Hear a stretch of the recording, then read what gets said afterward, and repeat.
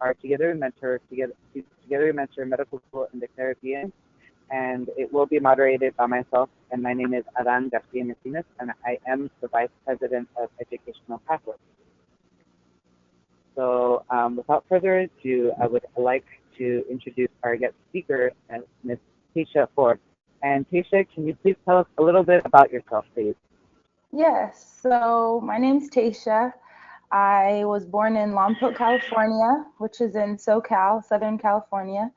And I have a younger brother named Taryn, and my parents are from the Philippines and Texas, so I'm Black and Filipino. And I went to undergrad at UC Berkeley. Before that, I went to elementary school, middle school in Oakland, California. So I'm a product of the public school system. And then I went to UC Berkeley for undergrad, graduated in Biology Scholars Program, the program that helped me, I feel, with my pre-med pathway. And I majored in integrative biology. Then I graduated in '09, and then I did a 2-year post-bac at Cal State East Bay, which is in Hayward. And that was for 2 years. I graduated from there in 2011. And then I worked full-time as a clinical liaison for continuity care. It's a primary care practice as an office manager assistant, and then became the office manager. So I helped with scheduling the doctor visits, and we're actually a mobile medical clinic. So we go to the skilled nursing facilities where the elderly patients are, and we see them weekly, sometimes monthly. And we have sites all over the Bay Area, from Hayward to Pinole to Richmond, Marin, Oakland, so all over. And so we visit the patients at their site. And so there is when I got a lot of hands-on experience. In undergrad, I actually shadowed a lot of physicians and PAs just to see if I really wanted to go into medicine. And so post-undergrad, when I did my post-bac, that's when I started working with the doctor I work for. His name's Dr. Snipes. And so I was working with him for a while, and just started off even just volunteering. And then we started a volunteer exposure program, a clinical exposure program at the James A. Watson Wellness Center on 57th Street in Oakland, California. And so from there, a lot of our students are already in med school now. And yeah, but then I needed money. So then little by little, I got promoted to a higher and higher position in the company. And so from there, I was studying for the MCAT also while working full time. And that was a little bit tough. My parents were moving on with their life, so I had to move out, and I had to pay for all of my own expenses. So it was kind of tough to work full time, sometimes overtime, and study for the MCAT and try to apply to US schools. So I actually didn't apply to any US schools. I decided to go the Caribbean route. A group of my friends, we were all thinking about it. We really wanted to stay in the US, but St. George's ended up being just the best fit for us. They have a lot of exposure to international medical students where you can meet people from all over the world, and they have a lot of international internships and clinical opportunities during breaks, and even during your clinical years, you can do your last 2 clinical years in Europe, anywhere in the US pretty much, and they prepare you for that. My interest is to come back to the US though. So yeah, overall it was the best fit to go there. And so I applied, I believe I applied in November or October, I think November 1st, 2016, I turned in my application, and they got back to me right away, and they were very helpful to help me matriculate during the application process, from just submitting. First, you just have to submit a personal statement and your MCAT score, and that's it, no letters or anything. So they break up the process. It's a little more doable and not overwhelming at all. And then there's even counselors to help you with the application process too. And so you do that first, and then you turn in your letters of rec. I think they just ask for 2 letters of rec from science professors, and then you have 2 interviews, 1 to 2 interviews. And I was in January, so I turned in my application in November, and I was starting med school the beginning of January.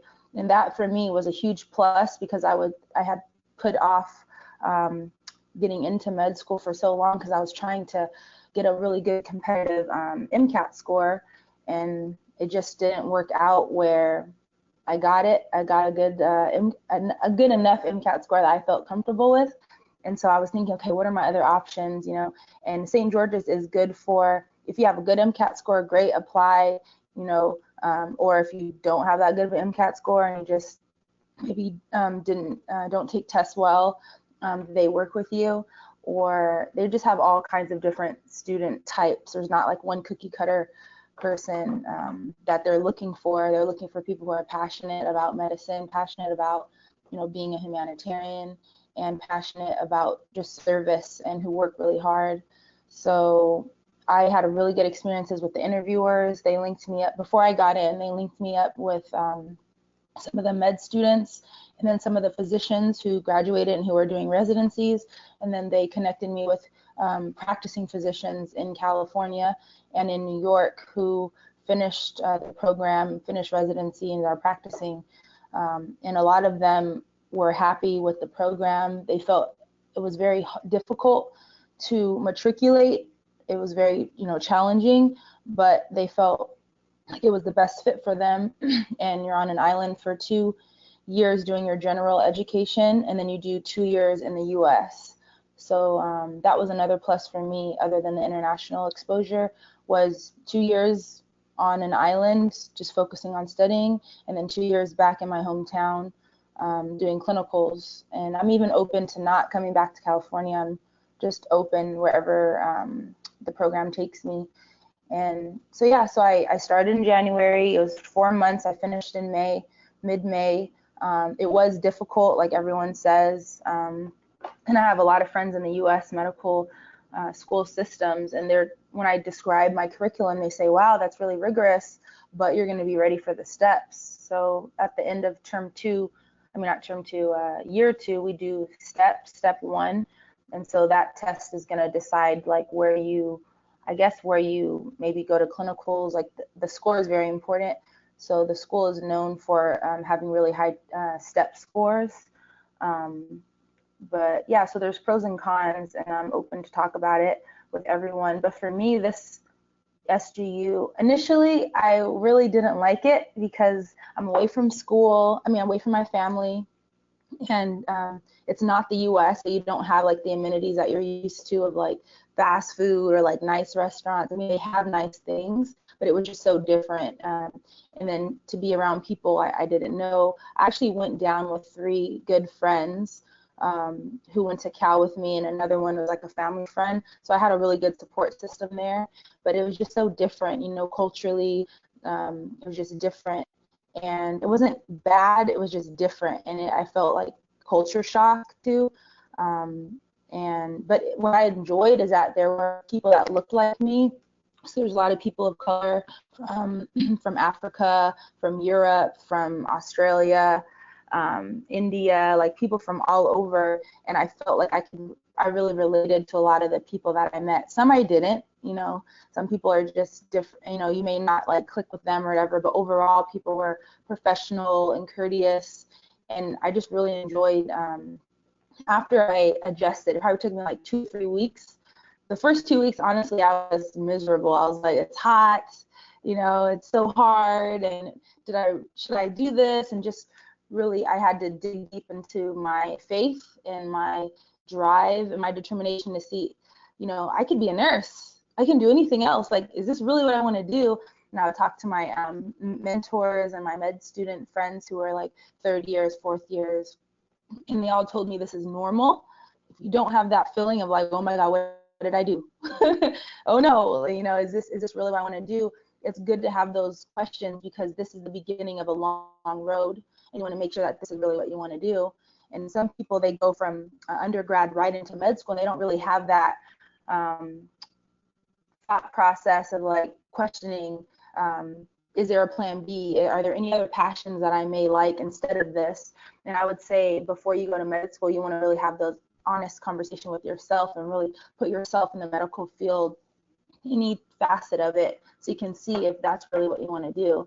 So the first 2 weeks were most challenging. I wanted to quit multiple times. I was like, I'll be a nurse, I'll be just fine. Because when it really hits you, the amount of material that they're expecting you to memorize, and you have to study in a way you've never studied before. This term, there was 208 lectures. In each day, we have 4 hours of lecture. 1 hour of lecture, 1 hour is each lecture. So we have four lectures a day, basically Monday through Friday. We have 2 to 3 labs, which are 4 hours long, once a week. And then we have weekly quizzes, and then there's midterms that are about 200 questions, multiple choice. And I think there's 3 midterms and a final or something like that, but each midterm is accumulative. And so the time that you have to study at St. George is not as much as you would have if you went to a US school, because you're in class from like 1 to 5, and then so you have the morning to study, and then you have the evening, but you're also in lab. So your mornings might be taken up by lab, and then you're not out of class till 5. Maybe you start at 8 to 5, and that's like maybe 3 to 4 days a week. So it just takes a lot of getting used to, and that's the key to really succeeding, especially your first term or semester, however your school is to get a study strategy that works. And so the temptation is to stay and focus on every little detail of the lecture, try to memorize everything the first time seeing it, because we're overachievers. We work hard, we're like, I'm going to do this, I'm going to get it however long it takes.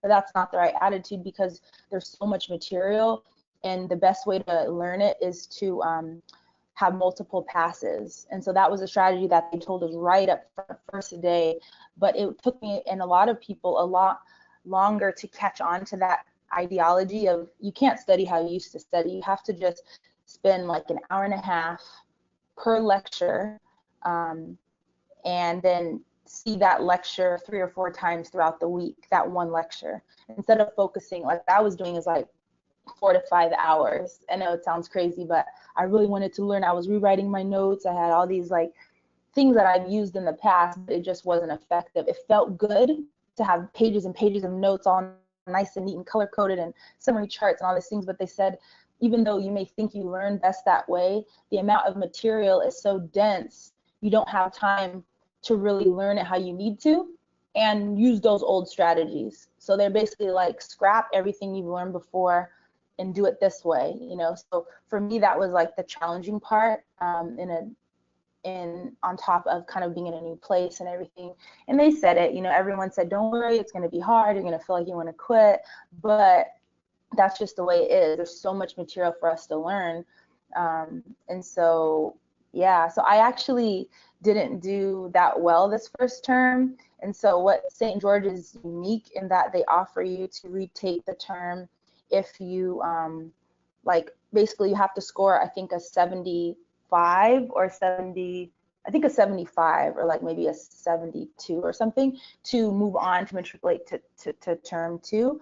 And then each term for the first year, there's only 2 terms in each year. So first year there's 2 terms, and then the second year there's 3 terms. So in total there's 5 terms on the island. So for term 1 and term 2, the grades are accumulative. And then to move on to the next term, you have to have at least a 75%. And then move on to the next term, which is term 3, you have to have at least, I think it's an 85% or like an 80. So you have to be having Bs basically. And so for me, so I was getting like, and I don't mind telling people my scores because I want people to know really what it's like. And maybe you're brilliant and you're good. And I'm going to tell you some other programs that you want to apply for when you're considering St. George to give you a higher chance of doing well, that I didn't know about until I was already in it. But so yeah, I was getting like 50s and 60s on my test, working my butt off, not getting sleep, but like I said, it was just hard to get that those strategies down of studying effectively. So like I would know the material, but I wouldn't know it as well as they needed me to know it. Like I knew where it was in my notes. I didn't remember every little name of the gene or name of the protein or something like that. So then they offered me to repeat. So I'm actually repeating my first term. A lot of my friends are so 1/3 of the class fail out and leave, never come back. And then I don't know the other percentage, but a large amount, or I don't know if it's a large amount, but I know it was like 40 to 50 people out of the maybe like 400 to 500 students that stayed are repeating. So I don't want to say it's common to repeat, but I was surprised that I wasn't the only one that was struggling. But people who repeat, they usually get A's and B's, so they finish with 85% or higher, even 90s. And then that GPA is tracked throughout the first 3 terms, because each term is accumulative. If you don't start from scratch, like you bring in the grade that you had before. So not all med schools do that, and it's on a grade system, A through F or whatever. So some med schools are pass, no pass. I would prefer pass, no pass. I found that out later when I was applying. I was like, well, that's just one thing I just got to deal with. Some people who finish residency and who are in residency, they say it doesn't matter as long as you pass. That's all that matters. So some people say, oh, you got to get all A's. But from what I heard, people who are in residency and who are finished and are practicing, they say there is that pressure to get A's, but as long as you pass, that's all that matters. So yeah, so that's where I'm at now, and I'm just on break, and I start back in August. And so there's just, in a couple of minutes, I just want to tell you 2 programs. If you're thinking about St. George, you want to apply for in advance. One is called the Founders Program, because a lot of us, if you're going to take time off, you think about post-bacs, right? You're like, oh, I got to do a post-bac if your GPA is whatever, not that competitive, or if you're, usually for GPA. So Founders is a program where St. George houses you. You go to the island for, I think, the whole term or a year for 2 terms. I don't remember how long, but what it is, you do the whole year of med school there. And they give you all the books. You go through FAFSA. I think it's financially, you're able to apply for FAFSA, I think, for this. And the benefit of this is you see all the slides, you have all the exams. It's very, very rigorous, but it's actual med school, on med school pace. And that's something I wish I had experienced, because I did, Cal, I did post-bac, but nothing I feel prepared me for the amount of material that med school was giving me for me to memorize. That's one program, Founders, that's what it's called. So when you apply, talk to admissions, say, I want to apply for Founders if you don't feel ready for med school yet. The next one is MSAT. This is a month program where they consolidate all of term 1 into 1 month. And so our curriculum is systems based. So every week of that month, you do a different system. And that's great. Everyone who I knew who did Founders and MSAT, they're all getting A's and B's, because you see the material in advance. So those are 2 things I wanted to tell people about. Yeah. And if we can ask another question, when did you know you were interested in medicine? Oh, okay. I've known since I was little. One of my cousins actually was interested in being a doctor. So when I was about 7, she was babysitting me, and she would have all of her, she was in high school, but she was in like programs that expose high school students to medicine. So she had her little, her stethoscope, and she had all her like science books, her anatomy books and things. And so when she would babysit me, she exposed me to that early. So you put that desire in me early. And so as I grew up, I was in like a high school exposure program at Skyline. And so I would like shadow doctors early on. And it was just something that I read that resonated with me. When people were sick in the house, I would always want to help them, bring them soup and stuff. And it seemed like a very hard thing to accomplish and rewarding at the same time. And I was the kind of kid that like wanted to be an astronaut. I wanted to just be like the hardest thing. And so once I didn't want to be an astronaut, because first I wanted to be an astronaut. Once I didn't want to be an astronaut, because my mom worked for NASA, so they would have to bring your daughter to work day. She was like in finance or whatever. they would have like little like spaceship tours and all this stuff. But anyways, once I realized I didn't want to do that, it just seemed boring. When I learned about like the math and I don't know, the engineering of it, it wasn't as interesting. But then when I started like shadowing doctors and stuff, it just seemed like that's what I wanted to do. And yeah, my family supported me. They said, whatever you want to be, you can do it. You just put your mind to it. And then I just did little camps, little science camps. I loved science. I loved anatomy, like learning bones and muscles. And I was always just fascinated by how the body works. And so the more science classes I took, the more I wanted to be it more and more. In high school, I was like a B student. I had to work really hard to be a B student. And I remember thinking, oh, maybe I can't be that because, you know, at that time I hadn't seen any physicians that looked like me. A lot of the doctors that I shadowed, they were white, which is fine, but I just didn't. It kind of, as I got older, it started to hit me like race and racism, and you know, maybe it's not for me. But I wanted it, but I was thinking, a lot of people told me, oh, you can't be a doctor. Like teachers actually would say, you can't be a doctor because you don't get good grades. Your grades aren't good enough. You only get B's. You have to get A's or you get C's. And, you know, basically they just talked down to me. When I got to Cal, they even told me not to apply to Cal. I was in EAOP, which is like a college-bound program. And once I got into Cal, they helped me get in, and they, you know, showed me the ropes. None of my parents knew anything about personal statements or anything, but they helped me out just getting in. And then once I got in, I got into BSP, and that's when I started to get inspired again and started going to conferences and meeting doctors who looked like me, you know, and who didn't. But it's like more solidified my interest in medicine. But I would say it started at a pretty young age. Yeah. Awesome, thank you. Yeah. You already talked about your major, Mm-hmm. and in terms of what you got involved in before medical school, how did you ask physicians to shadow them, or how did that process? How did you come about Yeah. that? Yeah.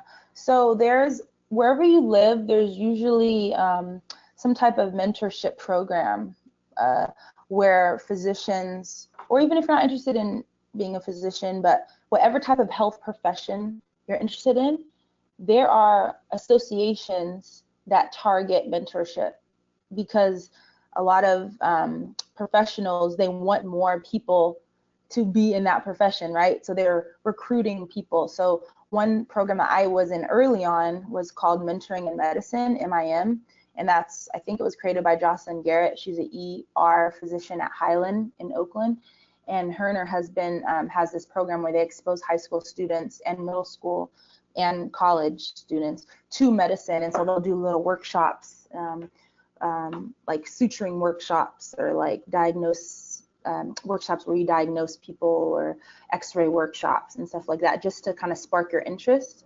And then they actually help you apply to undergrad or to medical school.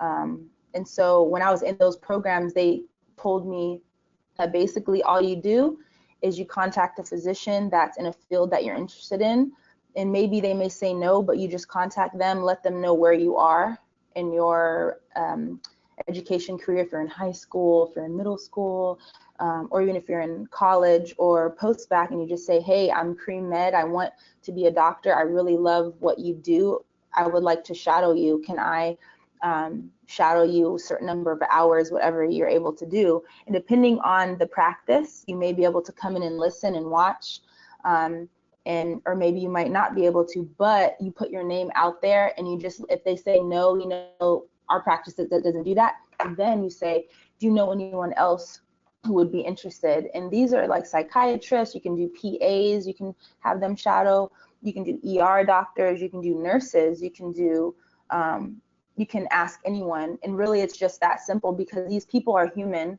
And if you can show them that you're interested, and you want to let them know, hey, if you can be my mentor, I'm looking for a mentor. And if they say no, you say, oh, do you know anyone else who might be interested? If they say yes, you write down that number and you follow up, and never feel intimidated, even if they say no. And so these mentorship programs also should have a list.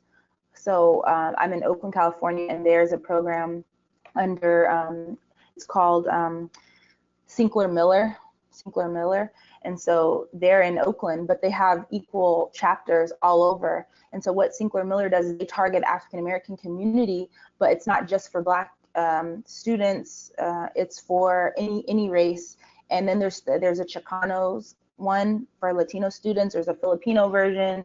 There's specific, Filipino Pacific Islander. There's all kinds of opportunities out there, if you aren't affiliated. So they will have a list, and you can call them up, or you can just make your interest known, I would say, is number one. Don't just, be silent. And it's never too early. It's never too early, Thank you for that recommendation. Yeah. You already talked about this. What would you say, what does applying to medical school look like in the Caribbean? And in terms of financial aid, how do you finance your medical education? Yeah. So in the Caribbean, there's a lot of Caribbean schools. I applied to St. George. They have their own online application. It's very, very simple, which I loved, because in med school in the US, you have to wait like a whole year to get everything back. There's step 1, step 2, and all this stuff, which is fine. You can do it, totally. But what I liked about SGU's application was you show interest. You go to the website, you say, I'm interested. You click the button, you put in your email, and they hit you up right away. They email you, they connect you with a counselor, an admissions counselor, or a student that's been trained. And then you give them a personal statement, which is just 2 pages, double spaced, about why medicine and why you chose medicine. And then you also give them your MCAT score. If you have an MCAT score, you give it to them. And then they will then usually wait maybe a week. Then they'll say, great, thanks for that. Thanks for completing that step of the application. Now we need 2 letters of rec, and we need your transcripts. And that's it. You submit that. You wait maybe a week, 2 weeks, and then they email you back. And mind you, if you take longer than that, they will email you and just check in and say, hey, we haven't received this. Hey, we haven't received that. Or this is missing, or we need it in this format. Like, they're very accommodating, and they help you every step of the way. Like, that's what I liked about them, is they kept emailing, kind of hold your hand through the process. So the third part is they'll give you and they'll connect you with a doctor who's already practicing in your area, and you will do an interview. It can either be a Skype interview where you log in and you talk to them over Skype. Usually it takes about 30-40 minutes, or you'll go into a site and then you'll have an interview in person. And so that is usually just 1 interview or 2. I had 2. Some of my friends just had 1. And then you wait maybe 2 to 3 weeks, and they tell you that you've got in. And so I would encourage people to, if they're interested in St. George in particular, to ask about, as early as possible, ask about the Founders Program and ask to be a part of MSAT, those 2 programs. And I'm not sure at what point you would start that. I think if you got into MSAT, they offered that to you, you would start that, I think, right after you got in, and you can do that. And so as far as financing, they will help you complete your FAFSA. And so every year you're getting into med school, let's say you're starting January 2017, then you would do a FAFSA for 16 to 17. And so you just put in your information, you push submit, you sign the promise, you do the counseling for that loan amount, and all of it can be funded, 100% can be funded. I took out, I think, 37,000, but I think it can go up to 41.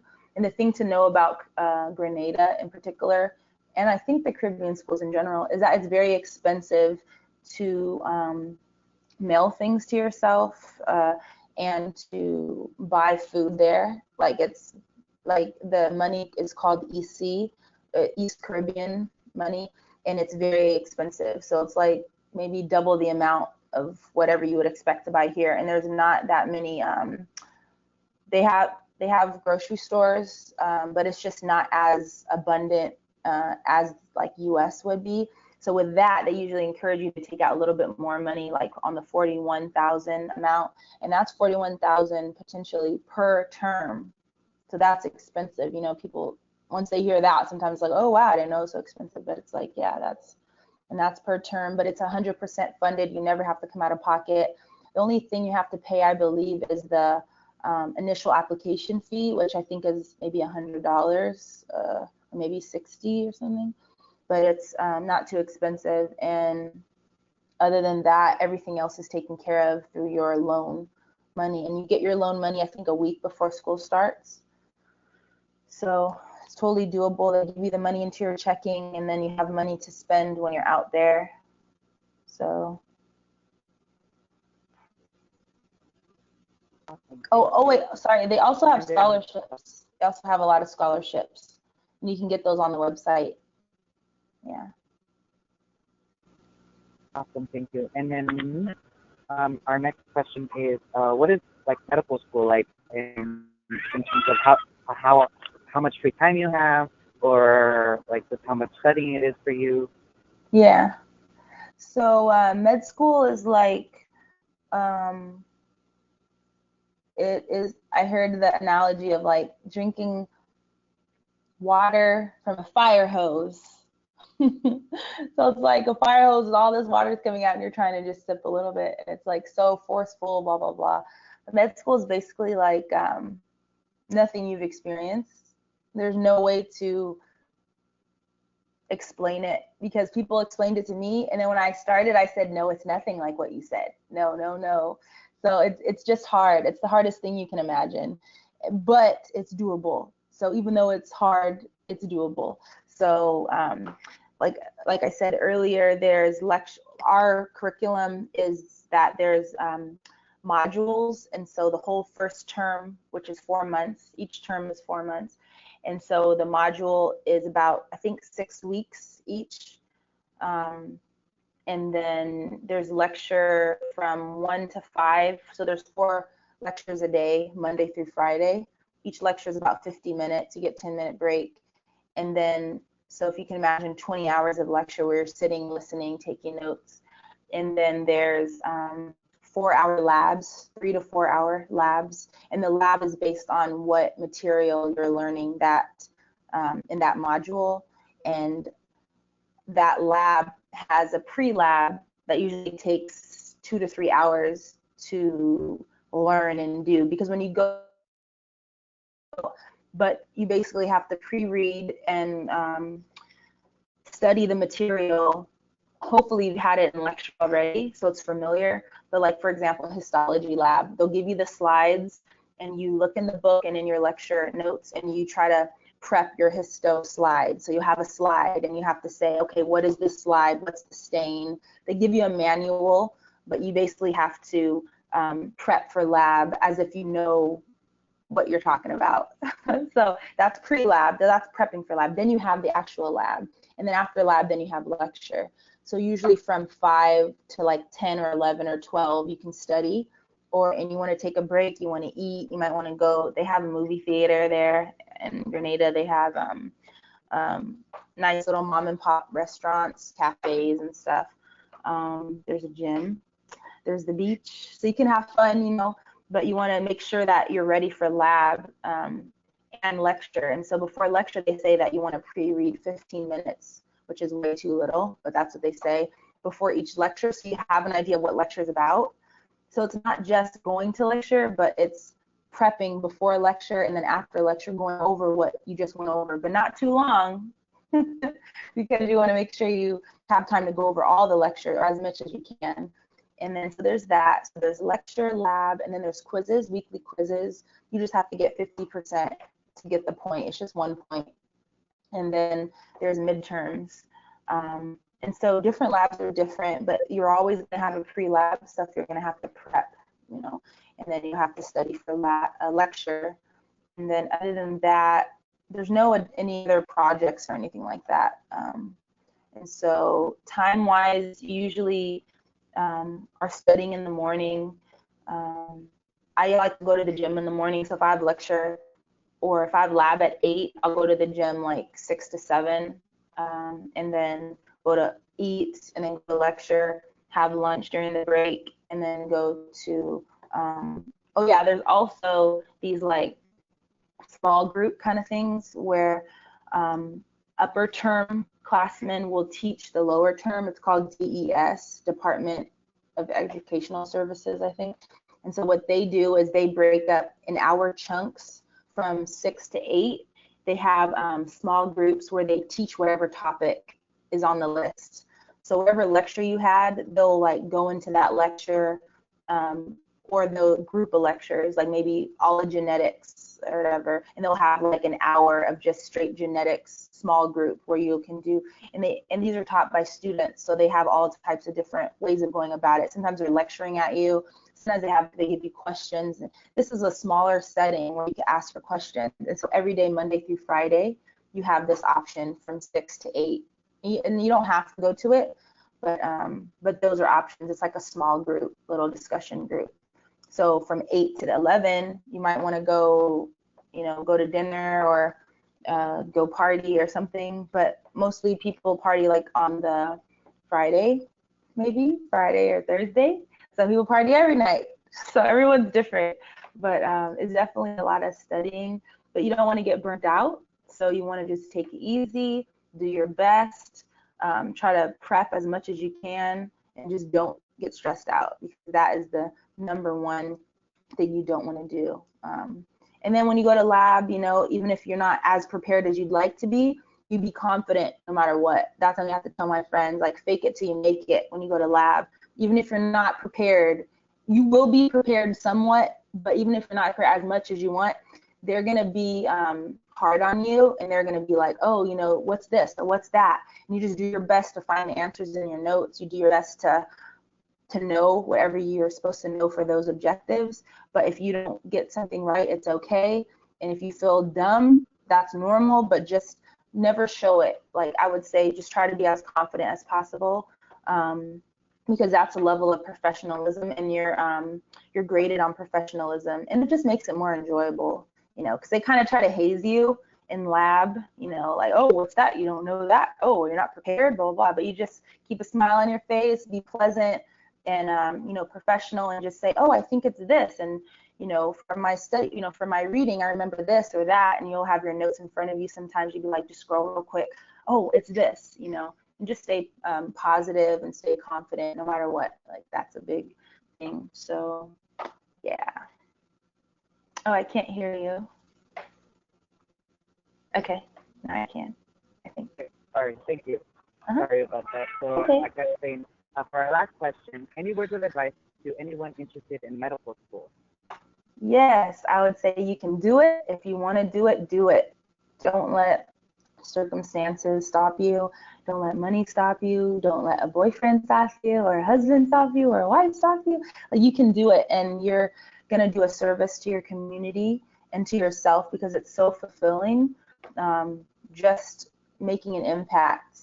I'm not done with med school, but I believe I will finish, and I believe that God's got me this far. My faith plays a huge role in my success and where I'm at, and everyone has their own core value system, and whatever that value system is, I would say hold on to that. And also your network of support, be it church or friends or family, or even your dog, because a lot of people have support animals, emotional support animals. One of my friends brought hers, and it brings everyone peace and tranquility. And whatever is your core belief system that gets you through tough times, hold on to that, because that's going to get you through this stage of medical school. And just know, number one, you can do it. So many people have done it before, and the medical system, they need people who are passionate. They need people who care. They need people who are nice and not mean. They need people who are smart and brilliant and work hard. And if you feel that's you, then I would say don't give up.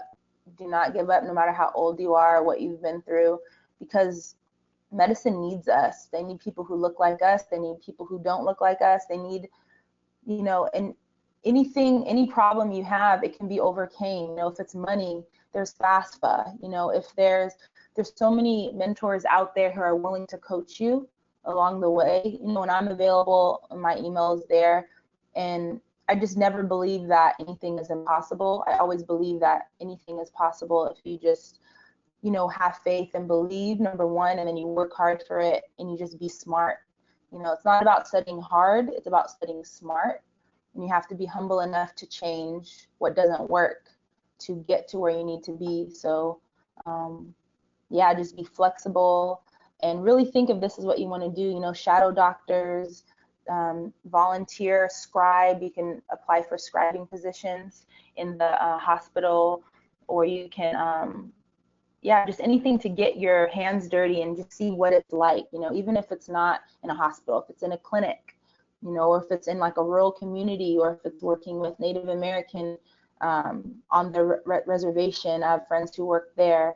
You can start with like free clinics. People need help. So if you want to just help with charting, putting charts away, just anything to get you in the door and just being pleasant and being a people person, even if you're having a bad day, like never let it bleed out into your interaction with people. Take a second, take a step back, and then come back to it. But just, it's all about who you know, and just trying to be as professional as possible, as pleasant as possible, and then just keeping in contact with your connections, because people want to help. If you're pleasant, people want to help you, and just believe in yourself. No matter what grades you get, even if you're just failing, whatever, doesn't matter. Like, there's always a way that you can do better. Because I actually have a learning disability, so I struggled, because I was so stubborn. I wanted to do it my way. But then I started learning other strategies to succeed and to excel, and just being flexible and humble, and be willing to fail, be willing to make mistakes, and don't let that define you. That's just a part of your learning process. And just be aware if people are not being positive, be aware if people are doubting you, and don't listen to that, and just be pleasant. No, it's okay. I think I'll think about it this way, or thanks for your advice. Is there anyone else who who can help me get to where I'm trying to go? So just staying positive, and you can do it. Okay, don't give up, because if I can get this far, anyone can move on and get there too. Thank you very much for your time, Taisha. Yeah, no problem. My pleasure.